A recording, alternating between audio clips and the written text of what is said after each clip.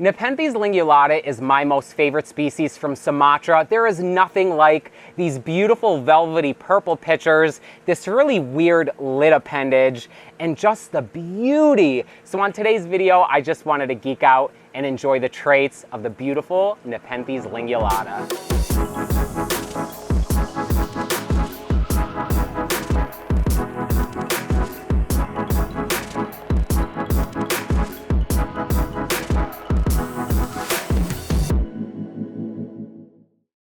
I have been dying to make a video on this really spectacular species.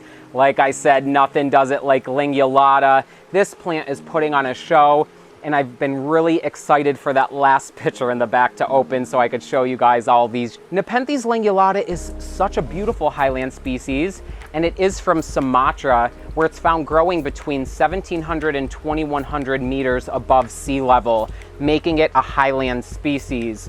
They are found both growing terrestrially and epiphytically, which means up in trees, and they do grow with some of our other favorite species we like growing here in the greenhouse, including this one right down here, if you can see it, Nepenthes jambon.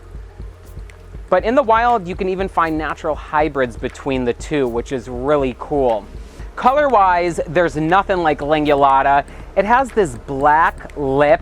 It's almost really dark purple, and this beautiful plum pitchers that are overlaid with this kind of grayish color pelt.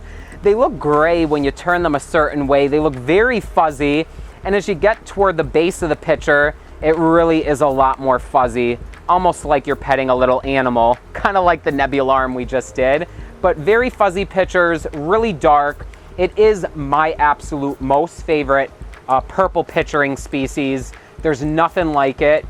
So this species actually gets its name from this really unique appendage under the lid. You could see it here. It's shaped kind of like a hook. So lingula means small tongue in Latin, and that's where lingulata comes from. And it does look like a really itty bitty little tongue. And something that is even more unique is that on this species, there are no glands underneath the lid. All of them are produced toward the end of this appendage. So if insects are crawling on this and they're looking for nectar up here, they're not going to get it. They need to climb all the way to the end of the road here, where they're probably going to meet their doom when they fall down in the pitcher. But a really unique way of developing their mechanism for luring and trapping their prey.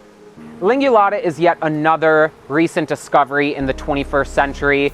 They were found around 2004 and 5, but not officially published till 2006. So relatively new compared to most of the flora and fauna that have been found out in the world.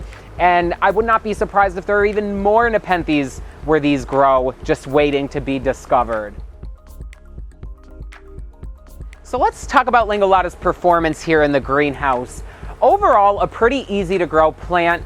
I do notice that it does not like the dead of summer when our night and daytime differential is not that great. You know, like I say in most of our videos, we're going down to around 70 degrees. It's 80 degrees in the day. It's not a really big gap or drop in nighttime temperatures.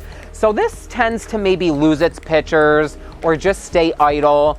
When we first moved here 3 years ago, this plant did not pitcher for a solid year and a half. It just sat there, then it got acclimated, it produced beautiful pitchers, and we're now going into, we're in our third year, and it's put on a beautiful flush of pitchers this spring. So I'm excited to see how long into the season we'll hold these pitchers and how many more it will produce. Like I said, not very hard to grow, but it does not produce these beautiful pitchers all year long, at least for us here.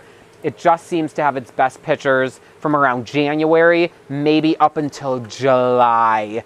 Around August is when it's like, okay, I'm done for the summer. We'll see ya maybe in the winter. I've had both of the specimens in our collection for around 6 years now, and they've basiled multiple times. They flowered, they have vined. They actually have 2 big vines going up here into the rafters that are probably maybe 7 feet long. So you could see how the stem is pretty much dead here. It's just that old. It's just been growing forever, and it produced these 2 big basal shoots. and just loaded with all these pictures right now. Every day I come in the greenhouse, I love just stopping and staring and looking at all the purple, because if you look around, most of the Nepenthes are reds and greens and oranges. You rarely get this striking deep purple color. Now that we did a little bit of drooling over this one, let's take a look at some of its hybrids and see how these features carry on through. So here's one of my favorite hybrids so far with lingulata. You guys know I love veitchii so much. This one is lingulata crossed with veitchii, of course made by Exotica, and they use their really squat red striped veitchii for this, which matters a little bit, but clearly you could see lingulata's color says, nope, you're gonna be purple. And that is actually really common amongst primary hybrids with purple picturing species. Every lingulata hybrid that Exotica has created so far is dark purple, and the natural hybrids in the wild are also dark purple. And that is just how powerful lingulata's genes are. But this hybrid here is really putting on a show. Still not fully grown. You could see it as a lot of the features of lingulata, the fuzzy body, the almost black lip. It does have a lid appendage, but it's not quite as pronounced as the true lingulata. I love the flared peristome, and if you look close here, you could actually see there's even darker stripes on the peristome, which is a really beautiful feature to have. As of now, this is my most favorite lingulata hybrid, but I want to show you a couple more that are looking really good.